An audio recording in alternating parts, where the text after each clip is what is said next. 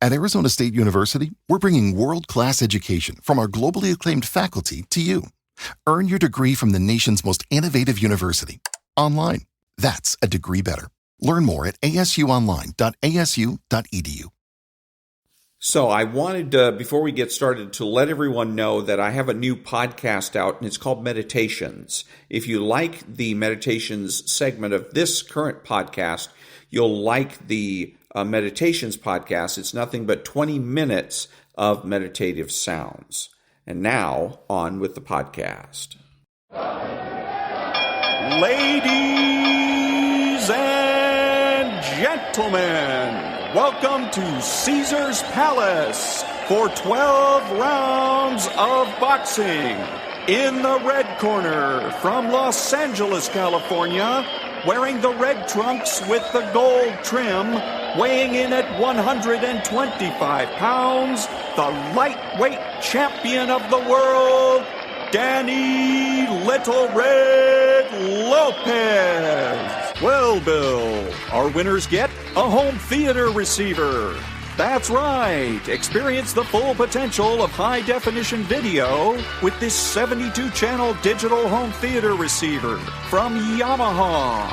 But wait, that's not all. They also get a 5.1-channel surround sound system from Mirage. With 5 palm-sized speakers and a compact subwoofer cube, the MX 5.1 brings you huge immersive sound with Mirage's omnipolar technology. All from the Spiegel catalog, Chicago, Illinois, 60609. And they're taking closer order as down the stretch they come. Mr. Hot Stuff has 3 lengths to make up with chocolate candy last. On the rail, take the points behind that gallant son with chocolate candy gaining on the outside. In the lead is Pioneer of the Nile being tackled by chocolate candy. They're neck and neck as they come to the wire. And Pioneer of the Nile holds off chocolate candy and wins the Santa Anita Derby. And now, on your feet, time to greet holder of 14 NBA titles, your home team, your Los Angeles Lakers.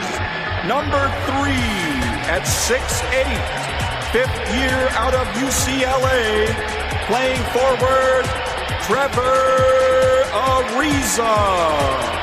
Starting at center, number 17 at 7 feet, 4th year out of St. Andrews High School, Andrew Bynum. And at guard, number 24, 6'6", 13th season out of Loyal Marion High School, Kobe Bryant.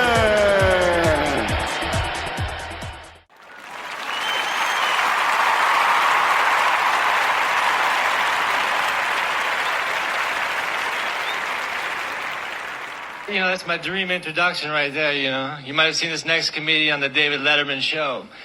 But I believe more people have seen me at the store.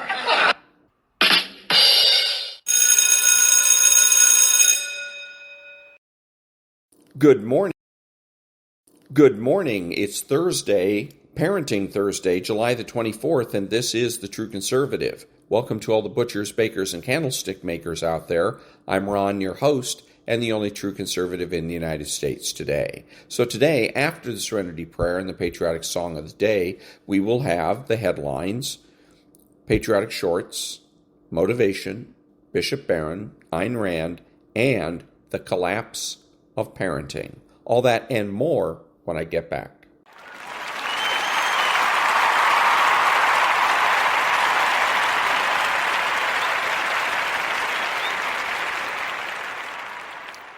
God, grant me the serenity to accept the things I should not change, the courage to change the things I should, and the wisdom to know the difference. Amen.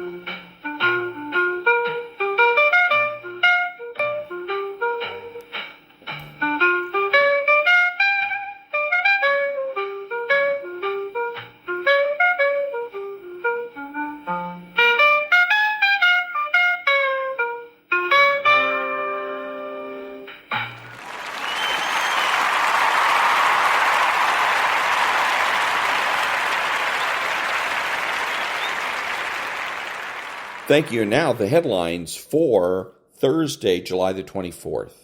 House Intel chair accuses Obama of leading greatest perpetration of fraud in history. Breaking. Carolyn Leavitt just told the media to their faces they should be stripped of their Pulitzers. The Department of Veteran Affairs today announced 7 grants to educational and research institutions totaling $2,195,992 to memorialize veterans interred in VA national cemeteries as part of the National Cemetery Administration's Veterans Legacy Program initiative. Breaking. Mike Lindell wins his $5 million appeal. The worst predictions that inflation was going to be fueled by this new tariffs regime have not turned out to be the case.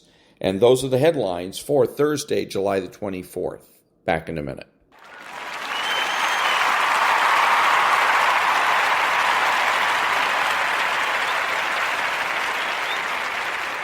Thank you. And now, Stuart Varney's My Take. Sure. The old guard of the Democrat Party is fading. It's the young leftists who are poised to out front, and they're poised to lead the party. A big shift is taking place. Now, when I say old guard, I'm talking about a whole generation of leaders who no longer seem to be relevant. Joe Biden and Kamala Harris have gone. They basically left the scene, done in, I think, by defeat. Hillary and Bill Clinton try to stay in the news, but they are increasingly ignored, and they remain scarred by scandal. Obama, he's now tied up with allegations of playing political dirty tricks that would put Richard Nixon to shame. Chuck Schumer failed to stop Trump's big, beautiful bill, and he's having a hard time reining in the anti-Semites in his party. These are the party leaders of the last 20 years, and make no mistake, they're being pushed out. Follow the money. It's the young leftists who are moving in. So far this year, AOC has raised $15.4 million. She's the top fundraiser in the House of Representatives. She has doubled Speaker Johnson's money. Of the top 10 House Democrats who raised the most from individual donors, 6 are progressives. Zoran Mandami, a socialist, he came out of nowhere to raise $2.5 million in a matter of weeks. And half his money came from outside the state. He has cast his socialist net far and wide. This is a huge problem for the Democrats. They're pivoting even further to the left. Moderates don't get much traction. No moderate leader has emerged, so the donors, they don't know who to support. The field is clear for the socialists. 99% of AOC's money comes from small dollar donations. It does not help that Hunter Biden is sliming just about everyone in the party. They are split. They are angry at each other, turning to unelectable socialism as a way out, and thoroughly incapable of responding to Donald Trump's string of successes. Bottom line, they're being left behind. Second hour of Varney, just getting started. And that was Stuart Varney's My Take. Back in a minute.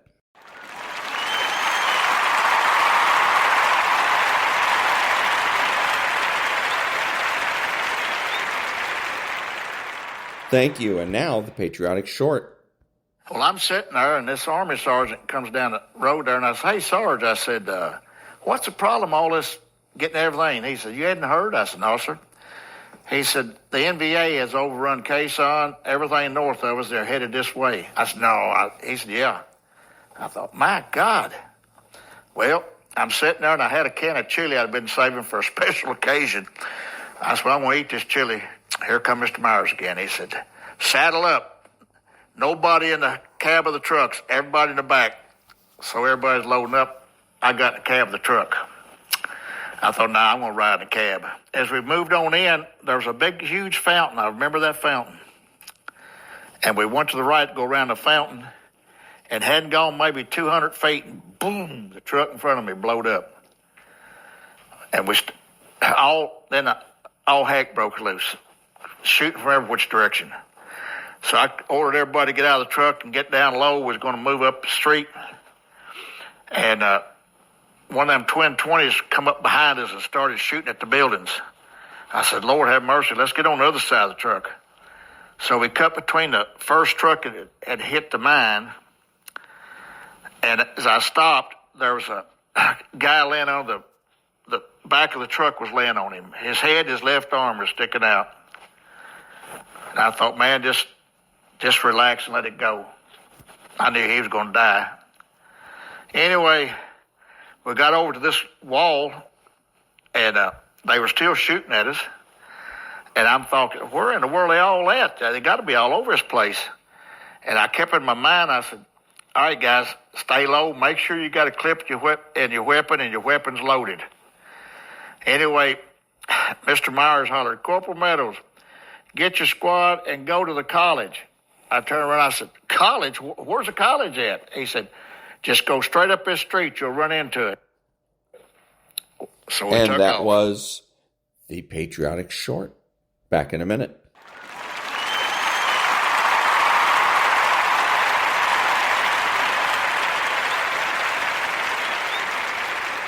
Thank you. Now, motivation. Life is going to beat you upside your head. Life will strip you to the core.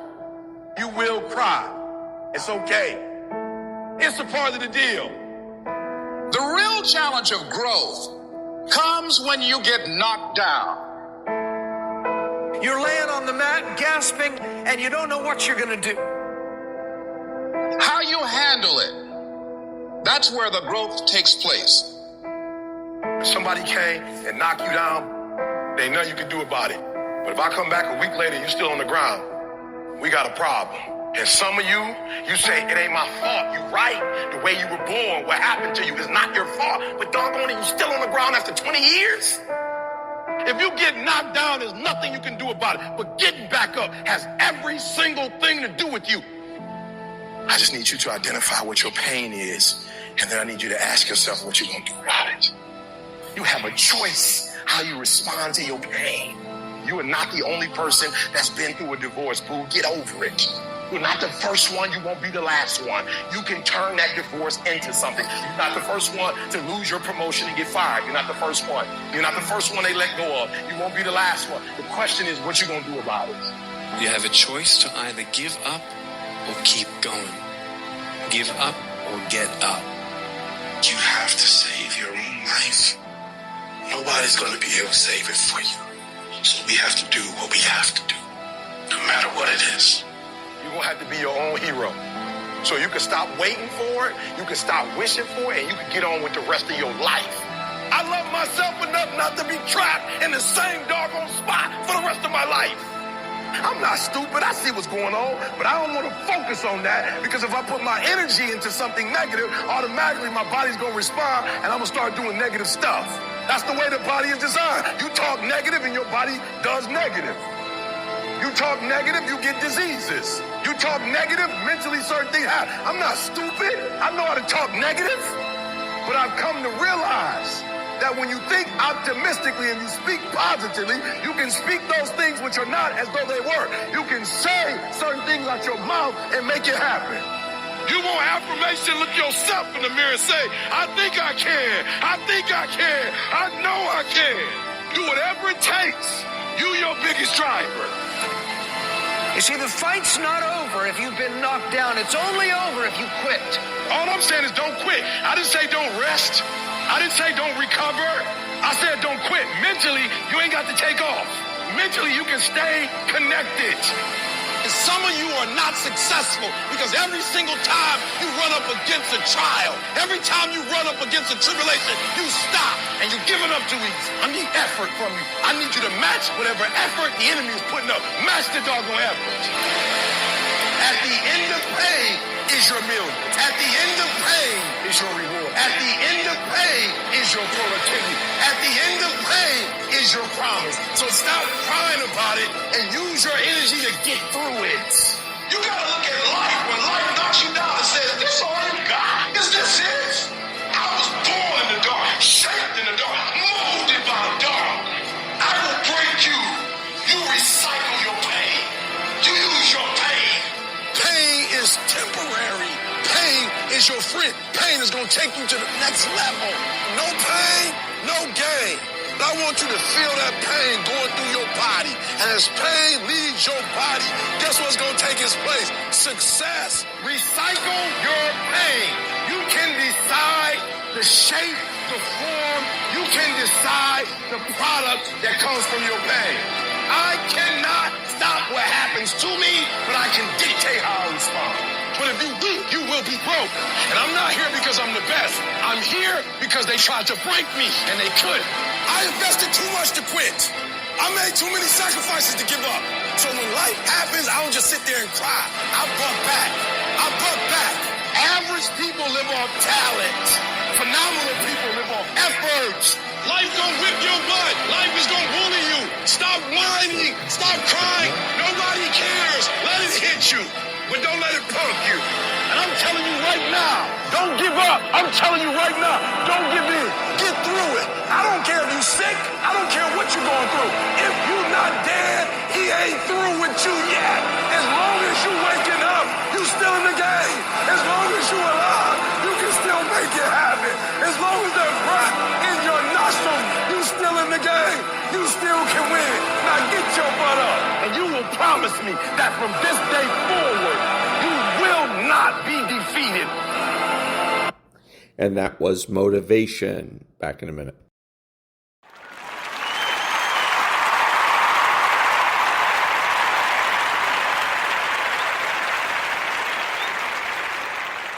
Thank you. And now a little bit of meditation.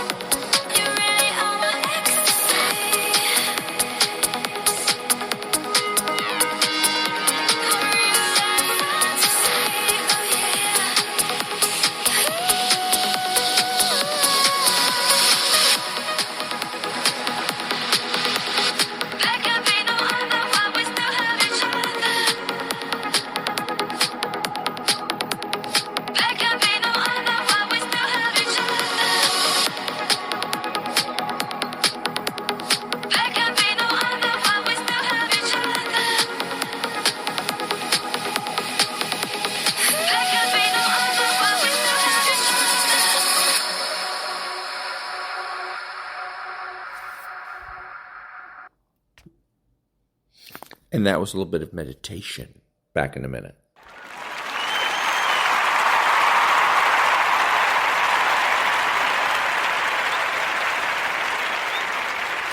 Thank you. And now, the Daily Stoic. Heroes, here and now.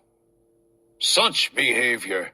People don't want to praise their contemporaries whose lives they actually share, but hold great expectations for the praise of future generations, people they haven't met or ever will. This is akin to being upset that past generations didn't praise you. Marcus Aurelius, Meditations, 6.18. Alexandria, the city in Egypt, still bears the name of its founder, Alexander the Great, some 2,300 years after he set foot there. How cool would it feel to have a city named after you for so many centuries? And that was the Daily Stoic. And now, His Excellency Bishop Robert Barron. God never directly wills evil, otherwise that would make him a sinner. Whatever happens is in some sense the will of God, either actively or permissively. God loves all things in the measure that he wills them some good. He wills them at least the good of existence. So God loves a rock, God loves clouds, God loves whatever is. The fact that you and I are here with these bodies, with our intelligence, with our capacity for speech, etc. Yeah, that's God's active will. He's willed good to us. But God, we say, permits certain evils so as to bring about a greater good. So therefore, Costad concludes, whatever is, and that, yes, includes Hitler, and that includes suffering I'm going through now, that includes illness, whatever is in some sense, at least permissively, the will of God. And therefore, I am called upon, indeed, to surrender even to those things that, at least to my experience, are nothing but evil, but I surrender to them as at least an expression of God's permissive will. And that was His Excellency Bishop Robert Barron. And now, the Ayn Rand thought of the day. Quote, to proclaim that any extreme is evil because it is an extreme, to hold the degree of a characteristic, regardless of its nature, as evil, is an absurdity. Measurements as such have no value, significance, and acquire it only from the nature of that which is being measured. Unquote. And that was Ayn Rand from the chapter Extremism or the Art of Smearing, from the book Capitalism, the Unknown Ideal. Back in a minute.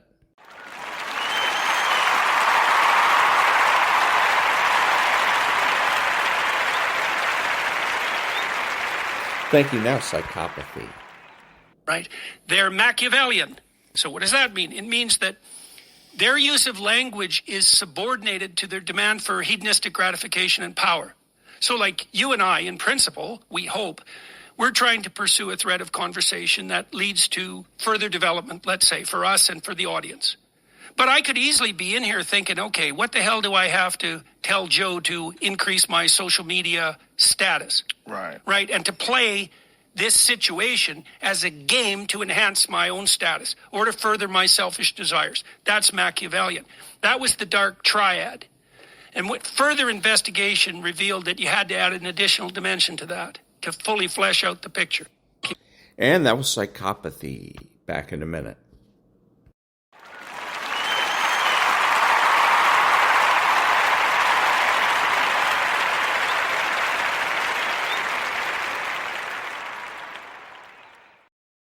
Thank you, Maria, then Stu. Mark Tepper. Well, on the topic of Gen Z financial literacy, as a father to 3 Gen Zers, here's what I would like to see out of their high schools. I would like these classes: a finance class, an investments class, an AI class, a creator studio, and an entrepreneurship class. I think if you had kids learning about these things today, they would be set up for the real world post-graduation. I think it's a great point. It does happen in school, but it starts at home. Without a doubt. And it starts with the parent. Lee, your thoughts? We have to invest in our kids, and we have to be doing better by them. To see the numbers on financial literacy is really upsetting. I also just want to pivot for 1 second. It has been a year since Joe Biden dropped out of the race last year. And what a year it has been. To think about how different it is today than it was a year ago. There are so many news stories. There's so much to be distracted on. But let's not forget all the successes that we've had. Look at where the economy is, a surge in the markets today based on the hopes of the trade agreements to come. I think there's so much to be celebrating right now. Yeah, for sure. And markets are near record highs celebrating. Barron, your thoughts? Maria, I moved to college a week from today, and I'm fortunate enough to sit in this chair today, this year, and be able to say that as an independent adult, paying rent, filling up our gas tank, buying groceries for the first time in the real world, we're in the strongest economy in modern history. And to your point, that's something we couldn't have said last year. Bidenomics knocked the breath out of my generation. Remember when the president rode down that golden escalator saying he's going to be a businessman? We have a businessman in the Oval Office, and business is booming. The golden age is rolling through, and Americans are proud today. They really are. Excited. They're proud. They look at this country as the hottest country in the world, but look at how many times and how significant they tried to stop him. Yep. Whether it be lies, attacks, impeachments, assassination attempts. Suppress and amplify. I mean, they're good at that. Yeah, it's crazy. And they're still going. And jobless claims, by the way, have fallen for 6 consecutive weeks. No one's talking about that. They want to hide that from you. Thank you for bringing that up. Yeah. All right, great panel this morning. Thank you, everybody. We so appreciate you. Briley Hallahan, Mark Tepper, Lee Carter. Have a great day. We'll see you again tomorrow. Varney and Company picks it up. Stu, take it away. Good morning, Maria. Good morning, everyone. The parade of big tech earnings has begun. Here we go. Tesla struggling, car sales down, and Elon Musk is talking about a challenging couple of quarters still to come. The stock's down $22. That would be 6%. Google are doing well. Yes, its search faces the AI challenge, but it still posted a solid increase in revenue. The stock's up $7, which is 3.8%. Let's go to IBM. They beat what Wall Street was expecting, but weak software sales dragged the stock down. $17 down. That's another 6.25%. Overall, though, we've got a mixed picture here. The Dow Industrials are looking to down 320 points, but much of that loss accounted for by IBM, which is a Dow stock, Honeywell, and United Health. S&P up 1. The Nasdaq a gain of 46 points right there. Bitcoin, we're priced at $118,500. 118.5, that's the way I like to put it. Interest rates getting firmer. Now you've moved up to 4.44% on the 10-year Treasury, and the 2-year is back at 3.93%. Rates moving up. As for politics, all right, more documents released by the Director of National Intelligence, Tulsi Gabbard. She says President Obama organized a shift in intelligence analysis. She said Obama led the manufacturing of intelligence. It brought us the Russia hoax. The question is, was any crime committed? A big win for President Trump. Columbia University has agreed to pay over $200 million in fines for failing to protect Jewish students from harassment. It's more than money, though. Columbia has agreed to terms that alter the way the college functions. On the show today, the president takes a tour of the Federal Reserve. Right in the middle of his fight with Chairman Powell, Trump takes a look at the place for himself. He's not happy with the $2.5 billion renovation. Trump's visit will only be the 4th time a sitting president visited the central bank headquarters. The fading old guard in the Democrat Party as the Clintons, the Bidens, the Obamas, and Senator Schumer retreat. Young leftists are taking their place. AOC has raised more money than any other House Democrat, $15.4 million. That is twice what Speaker Johnson has raised. 6 of the top 10 House Democrat fundraisers are progressives. The Democrat times are a-changing. It is Thursday, July the 24th, 2025. And that was Maria and Stu Varney, Nonprofit News Now. Back in a minute.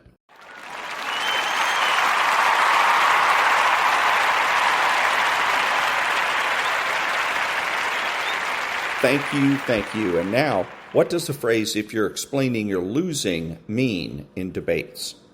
This was said by Ronald Reagan, speaking of political campaigns. From the perspective of your audience, if you have to explain yourself, you come off looking desperate to convince. As a consequence, you lose the high ground. From a more philosophical perspective, when you have a clear conscience and strong conviction towards the positions you take, your values, truth, and direction, you don't need the opinions or consent of others. As a consequence, you don't need to explain yourself. However, if you yourself are not convinced of the validity and truth of your position, or you can't fully justify your choices, then you continue to expel words, words, words in an attempt to create the illusion of certainty. Back in a minute.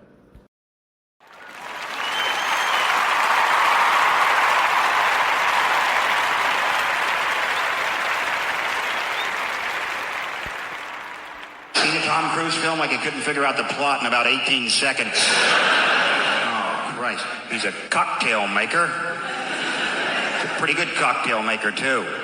Till he has a crisis of confidence and can't make cocktails anymore. And he meets a good-looking woman who talks him into being a better cocktail maker. A riveting piece of cinema that was. Then he's a race car driver. Pretty good race car driver, too. Crisis of confidence. Can't race cars anymore. Then he meets a good-looking woman who talks him into being a better race car driver. Then he's a jet pilot. So you're starting to see a pattern emerge here. Pretty good jet pilot? Yes, he was. But he had a crisis of confidence, couldn't fly jets anymore. Then I believe he met a good-looking woman who talked him into being a better jet pilot. Could be a Scrabble player for all I care. Pretty good Scrabble player. He draws all vowels. Has a crisis of consonants.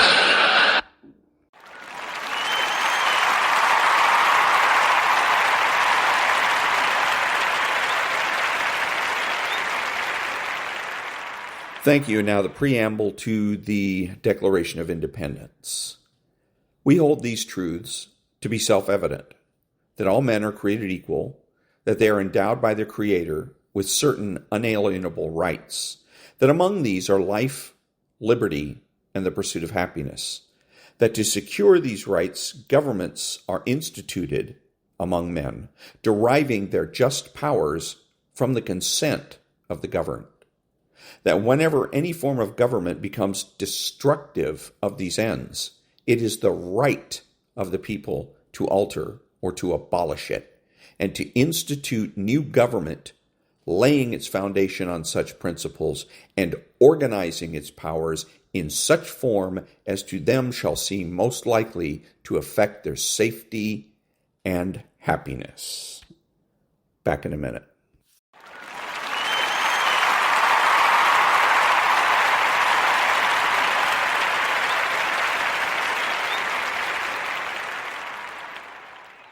Thank you. So, on the more on the Epstein files, one of the things I'm reading about and seeing is, let's see if we got, Judge denies DOJ request to unseal Epstein transcripts. And it reminds me of somebody that had said, don't blame Donald Trump, blame the courts. And that's deterministic crapola. The fact of the matter is everybody's responsible for their own promises. And Donald Trump is responsible for his.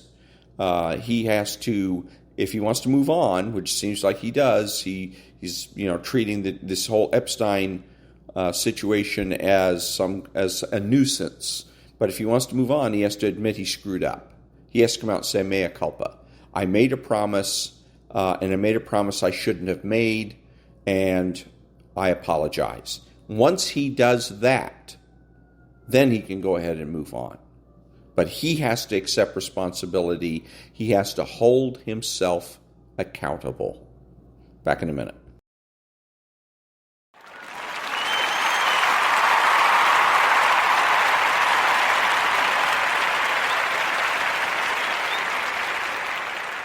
Thank you. And now from a book that's called Good Inside.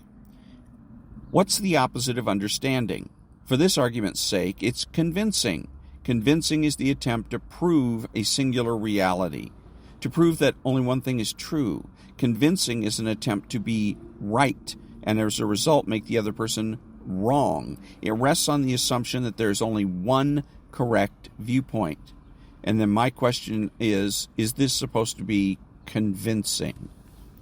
Further, convincing has one goal in mind, being right. And here's the unfortunate consequence of being right.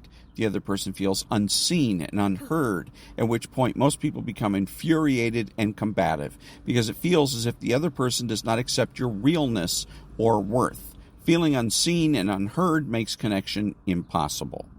Understanding two things are true and convincing one thing is true are diametrically opposed ways of approaching other people, so a powerful first step in any interaction is to notice which mode you're in.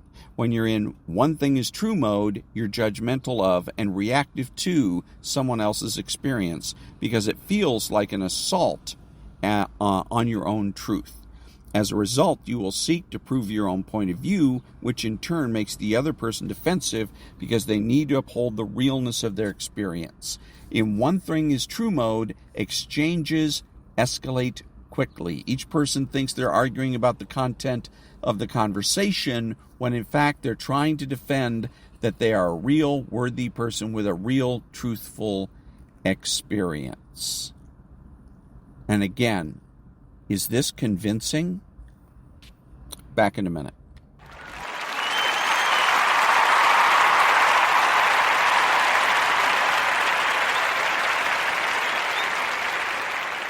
Thank you. Now from Real Clear Politics, I'm looking at this headline: Feds must prosecute activists who harbor illegal immigrants, by Mike Davis from The Federalist. And so you would think that this is going to be a conservative article, but it's not. And you can tell by the headline. Feds don't. There's no must when it comes to prosecution. Must doesn't enter the equation. Rights must. Okay. Authority may. So when they say feds must prosecute activists, they're saying that the federal government has the right to prosecute. No. The way they should have phrased this is, activists who harbor illegal immigrants should stop doing so, or words to that effect. That would be conservative, and that would be in keeping with the spirit and the intent of our Constitution. Back in a minute.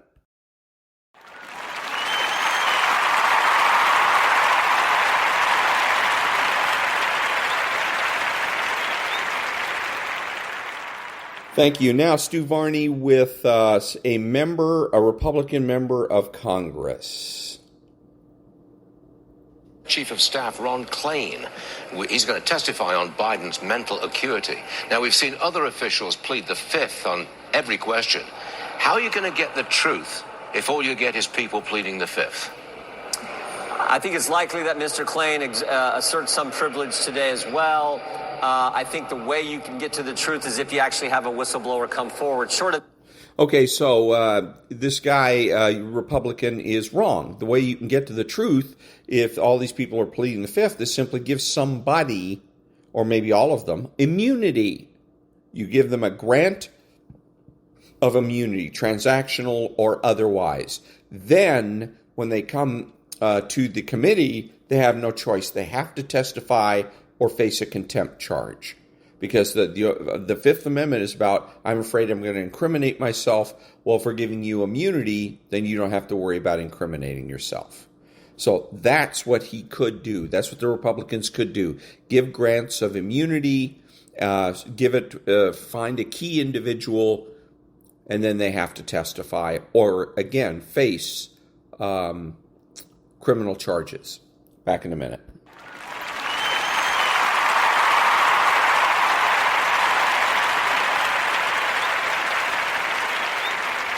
Thank you. And now, Georgia Maloney. Voglio darvi una buona notizia che riguarda un settore economico e produttivo estremamente importante per la nostra nazione, che è l'agricoltura. Quando 2 anni e mezzo fa abbiamo assunto la responsabilità di governare l'Italia, abbiamo fatto una scelta politica molto precisa, ovvero restituire all'agricoltura la centralità che merita, mettere i nostri agricoltori nelle condizioni di fare sempre di più e sempre meglio.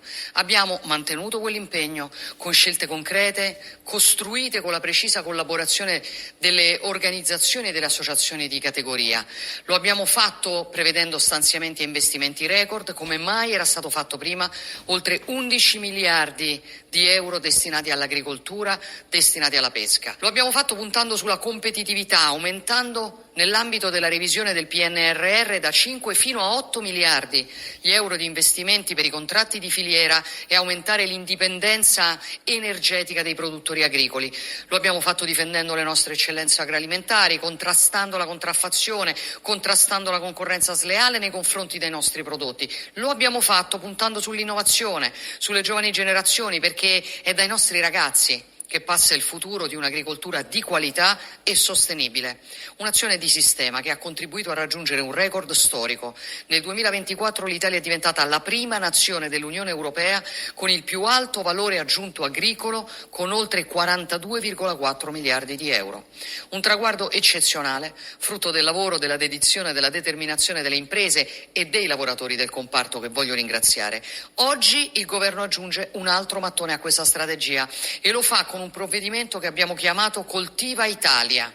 Investiamo 1 miliardo di euro in più per sostenere le produzioni nazionali strategiche, diminuire così la nostra dipendenza dall'estero, migliorare l'accesso al credito delle nuove imprese e facilitare l'imprenditoria giovanile anche attraverso il recupero di oltre 8.000 ettari di terreni abbandonati o silenti, puntare sull'innovazione e sulla ricerca, che sono le chiavi per un'agricoltura sempre più moderna e competitiva. Insomma, un pacchetto molto corposo nel quale abbiamo voluto inserire anche un focus specifico sulle semplificazioni, perché tra gli obiettivi che ci siamo dati, non solo in agricoltura ma in tutti gli ambiti produttivi, c'è anche quello di ridurre la burocrazia a carico delle imprese, mettere chi vuole lavorare nelle condizioni di farlo nel modo più semplice possibile. Ovviamente il nostro lavoro non si ferma qui. Il governo continuerà a difendere anche e soprattutto in Europa le istanze dei nostri agricoltori, dei nostri produttori, con lo stesso spirito, la stessa tenacia con cui è al fianco di tutti coloro che ogni giorno si rimboccano le maniche e danno il loro contributo per fare di nuovo grande questa nazione. Voglio darvi una buona notizia. And that was Giorgia Maloney. Back in a minute.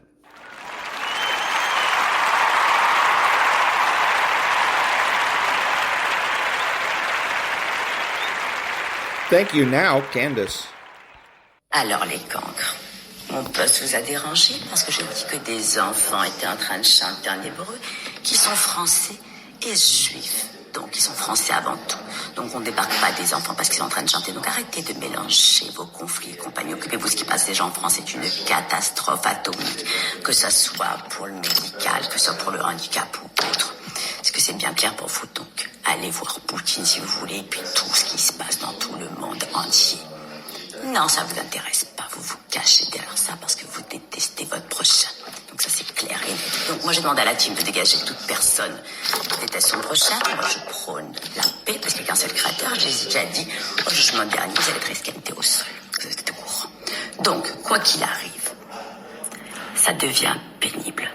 Pénible d'avoir des gens qui sont contents de chaque chose parce que vous pensez que vous avez une race au-dessus de l'autre. On est tous égaux. Clair et net. And that was Candace. Back in a minute.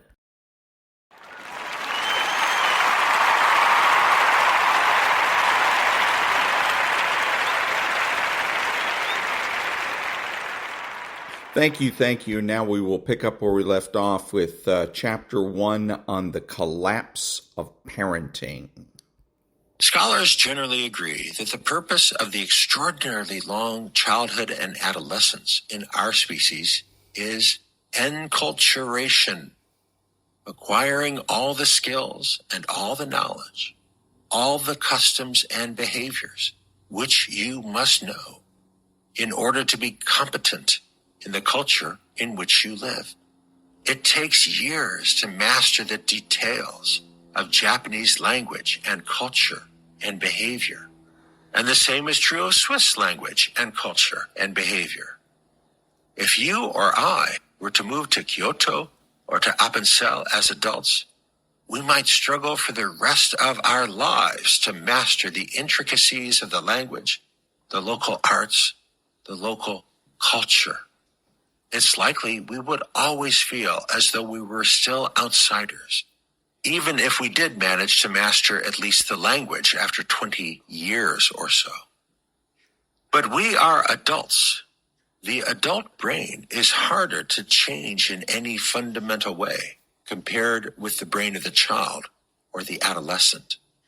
There has been much buzz in recent years about neuroplasticity, the ability of the adult human brain to change. It's true that the adult human brain is not fixed in concrete, but it's also true that the adult human brain is much harder to change than the brain of the child or the adolescent. Once the process of puberty is complete, it becomes harder to fully master a new language, a new culture, a new life. What does it mean to learn a culture? It's more than learning a particular trade or profession or a language or a cuisine. It means learning how people get along with one another in that culture, what that culture considers right and wrong. 4 decades ago, a pastor named Robert Fulghum wrote a short essay titled, "All I Really Need to Know I Learned in Kindergarten." His essay, published in book format, sold more than 15 million copies. Here's an excerpt. Share everything. Play fair. Don't hit people. Put things back where you found them. Clean up your own mess. Don't take things that aren't yours. Say you're sorry when you hurt somebody. Wash your hands before you eat. Flush. Live a balanced life.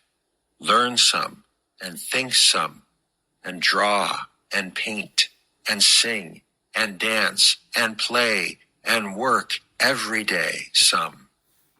When you go out into the world, watch out for traffic, hold hands, and stick together. You might think that these rules are universal and or innate, but they are neither. The son of a samurai, raised in Japan, circa 1700, would not have been taught, don't hit anyone, nor would he have been taught to say you're sorry when you hurt somebody. Let's contrast Fulghum's book with some lines from Hagakure, the Book of the Samurai, written by Yamamoto Tsunotomo in the early 1700s. The arts bring ruin to the body. In all cases, the person who practices an art is an artist, not a samurai, and one should have the intention of being called a samurai. Common sense will not accomplish great things. All of man's work is a bloody business. The way of avoiding shame is simply in death. When there is a choice of either dying or not dying, it is better to die. The way of the samurai is found in death. A real man does not think of victory or defeat. He plunges recklessly towards an irrational death. If you are slain in battle, you should be resolved to have your corpse facing the enemy. The best way of bringing up the child of a samurai, from the time of infancy, one should encourage bravery. Each culture constructs its rules of right behavior differently. I'm not saying our way is right and that of the Japanese samurai was wrong. I am saying that no child is born knowing what the rules are. Every child must be taught. You don't have to go to Japan 3 centuries back to confront rules fundamentally at odds with Fulghum's kindergarten. In the Western tradition, Nietzsche's preference for master morality over slave morality, Ayn Rand's virtue of selfishness, and the racist eugenics promoted by Margaret Sanger, founder of Planned Parenthood, all illustrate values which are fundamentally at odds with the unselfishness of Fulghum's rules.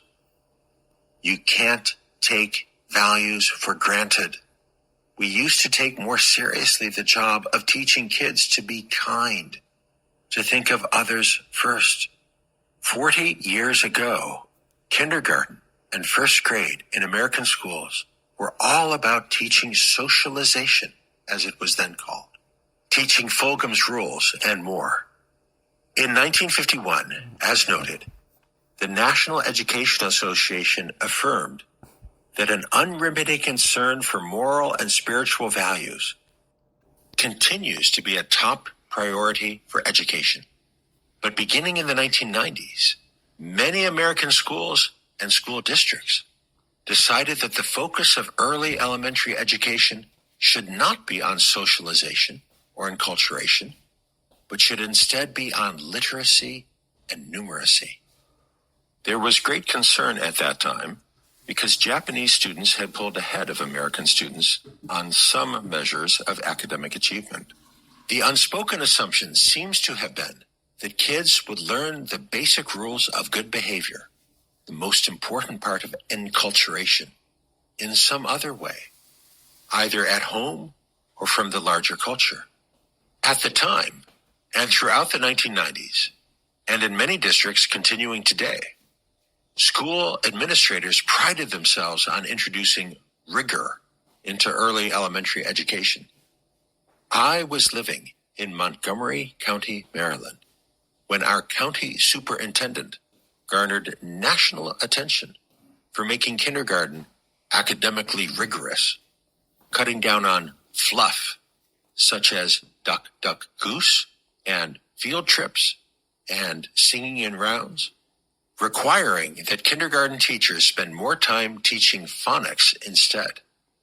And in my school visits nationwide, I have observed the same shift, a shift away from teaching socialization and how to get along with other people, to an emphasis on academic skills that can be assessed on standardized tests. As New York Times columnist David Brooks recently observed, we now inhabit a society in which people are no longer trained in how to treat others with kindness and consideration. Our society has become one in which people feel licensed to give their selfishness free rein. The shift in the early elementary curriculum and the consequent neglect of teaching socialization place a greater burden than ever before on the American parent. But just when kids need parents more than ever to teach them the whole package of what it means to be a good person in this particular culture, the authority of parents to do that job has been undermined. We now live in a culture where kids value the opinion of other kids their own age more than they value the opinion of their parents, and where the authority of parents has declined, not only in the eyes of children, but in the eyes of parents themselves. Many parents today suffer from role confusion. Role confusion is a plausible translation of Status und Sicherheit, a term used by German sociologist Norbert Elias to describe this change. Elias observed that in the second half of the 20th century, Western Europeans became less comfortable with any sort of power differential in social relations. Before World War I, Elias notes, there were sharply defined power differentials in multiple domains, between aristocrats and the lower classes, between men and women, between managers and employees, between parents and children. Throughout the 20th century, and especially in the decades after 1945, people in Western Europe, and in North America too, I might add, became uneasy with all such power differentials. With regard to the power differential between men and women, as a matter of social justice, women acquired equal rights, though at a varied tempo across the developed world. Women in Appenzell, Switzerland, did not gain the right to vote on local issues until 1990. Regarding the power differential between managers and employees, in recent decades, many companies have abandoned the old-fashioned hierarchical management system in favor of giving employees a voice. With regard to the former deference of the lower classes to the upper classes, the aristocracy has nearly vanished, and the children of the wealthy now pay extra money for jeans that have been deliberately torn at the factory to simulate the look of a lower income kid. And with regard to parents and children, the authority of parents, and even more significantly, the importance of parents in the lives of their children, has declined substantially. What do I mean when I say that the importance of parents in the lives of children has declined? More than 60 years ago, Johns Hopkins University sociologist James Coleman asked American teenagers this question. If all your friends belonged to a particular club and all your friends wanted you to join that club, but one of your parents did not approve, would you still join the club? In that era, the majority of American teenagers responded no. They would not join the club if one of their parents did not approve. In that era, the opinion of one parent mattered more than the combined opinion of all the teenage peers. Not today. I have posed an updated version of Professor Coleman's question to hundreds of children and teenagers at dozens of venues across the United States in the past 15 years, before and after the pandemic. I have asked them, if all your friends were on a particular social media app and they all wanted you to join, would you consult your parents first? The most common response to the question isn't yes. It isn't no. It's laughter. The notion that kids would bother to consult their parents about joining a social media site is so implausible that it's funny. My parents don't even know what Ask FM is. They would probably think it's some kind of radio station.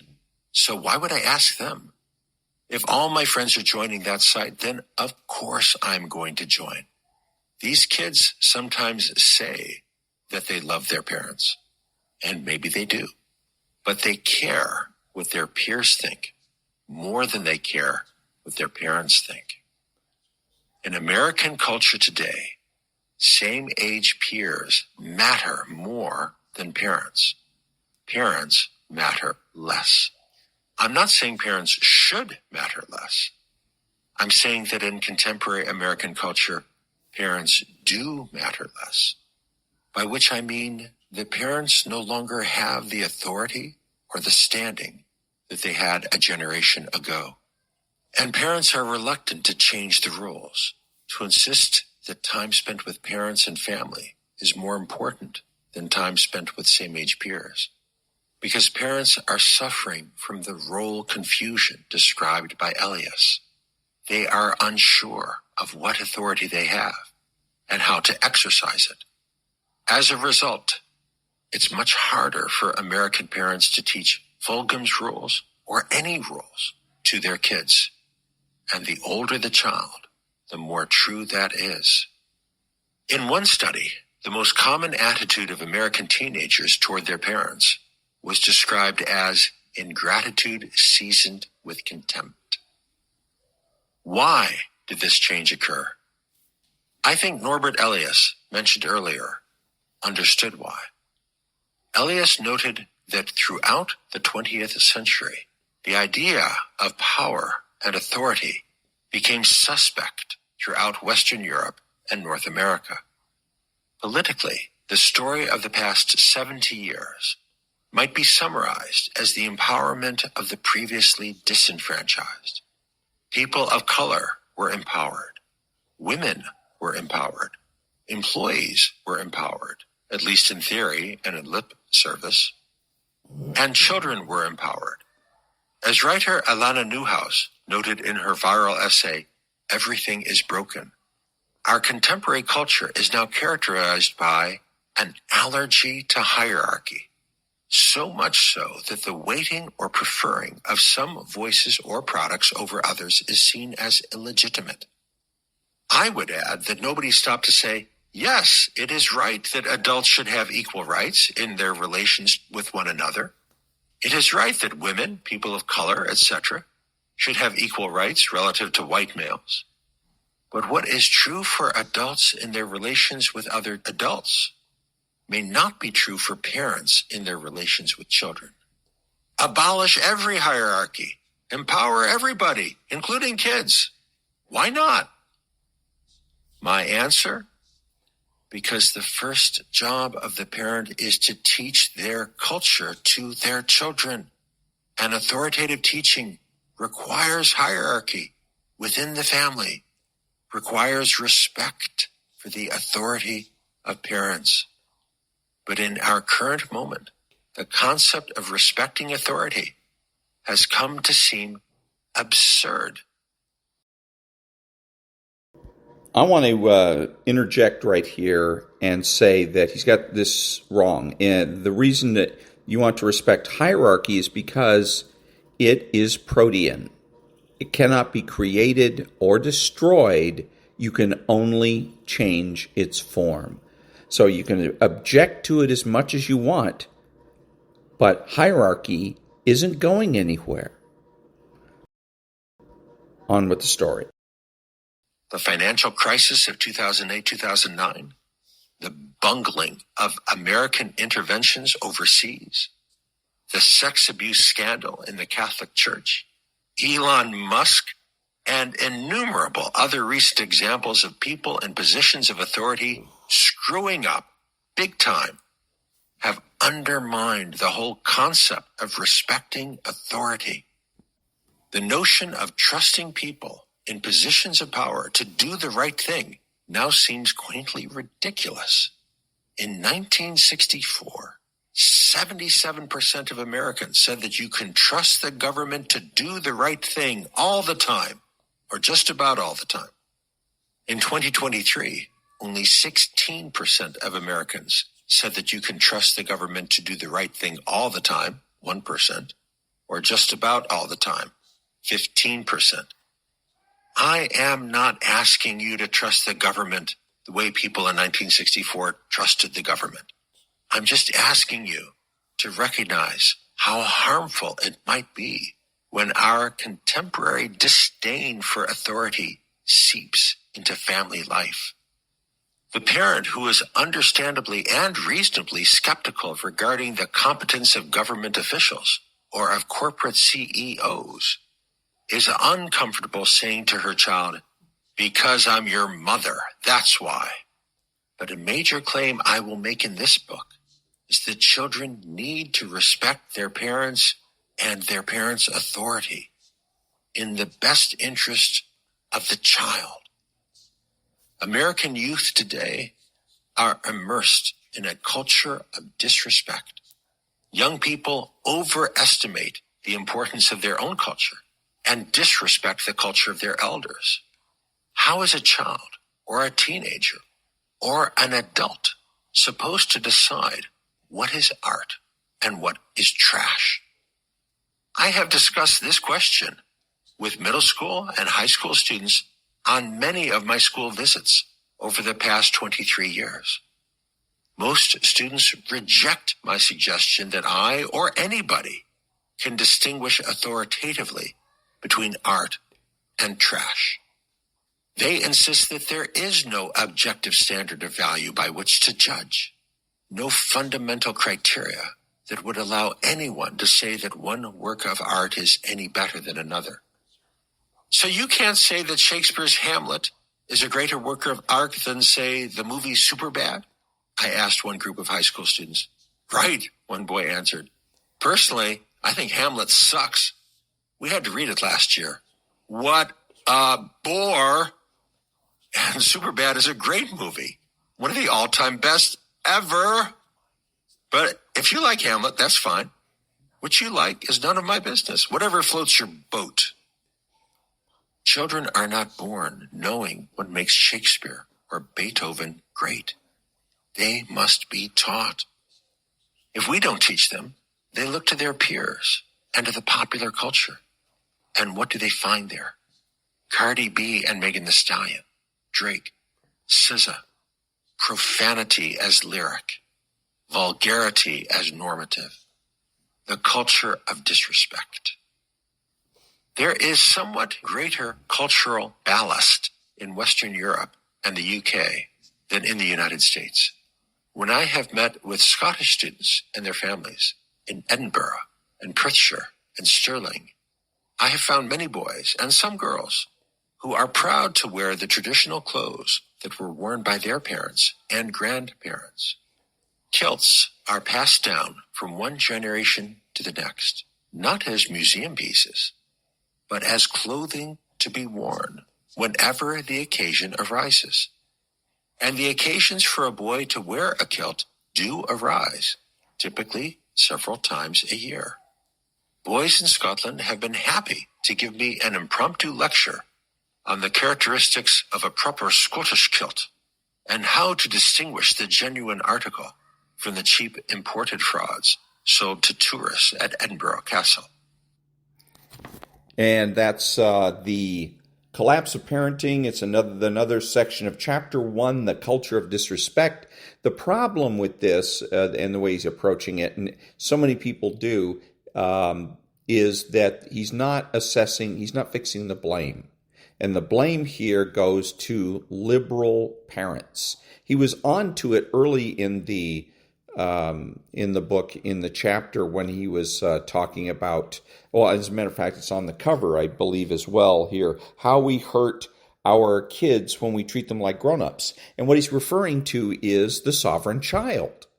This book is an antidote to the sovereign child. This book explains what happens in reality, in real time, when you raise your children as sovereign. When you let your kids run the household, he describes things, and he's only described just a few. He's got more coming. But the one where the kid gets in the car and says, turn around, shut up, drive. If I had done that with any adult, I would have been punished severely. I would have been, and anybody, and brothers, siblings, friends, people I went to school with, no child ever talked to their parents like that. And I'm telling you that today there are children that wouldn't even consider talking to their parents that way because they are raised correctly. They're raised by conservative parents. That most of the stuff that he's describing, or all of the bad stuff he's describing, is the result of liberal parenting, of considering your child sovereign and letting them do whatever the hell they want, and they become spoiled brats. And I see some of that myself where I live. There's kids that are loud, really loud, and their parents do nothing about it. And when I and my siblings and friends and classmates grew up, we were always hearing, shh, shh, keep it down. We heard it all the time. All the time we kept hearing that. But today, there's a lot of parents that can't be bothered. I've heard other parents that do that. As soon as their kids get a little too excited, they say, whoa, whoa, whoa, calm down. They help them put limits on things. So there's a difference. There's conservative parents. There's liberal parents. Liberal parents are raising their kids to be sovereign, and those are the kids that are more likely to create trouble, to get mixed up with other kids and go gang up on a CVS store. I forget what the term is for it, but they're all basically stealing from this store.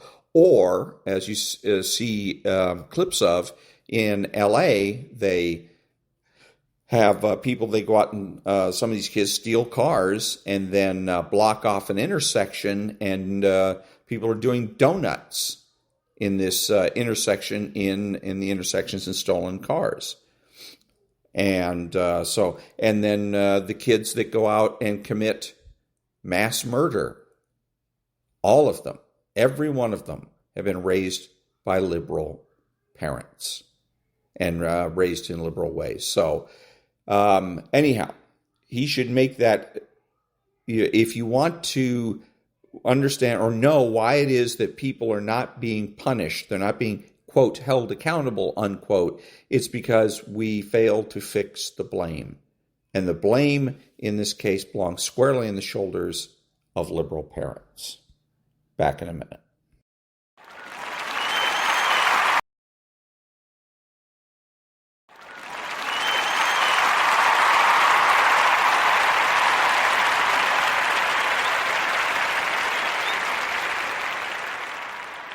Thank you. This is Ron, your host, the only true conservative in the United States today, bidding adios to all the butchers, bakers, and candlestick makers out there, and reminding you that socialism is antisocial.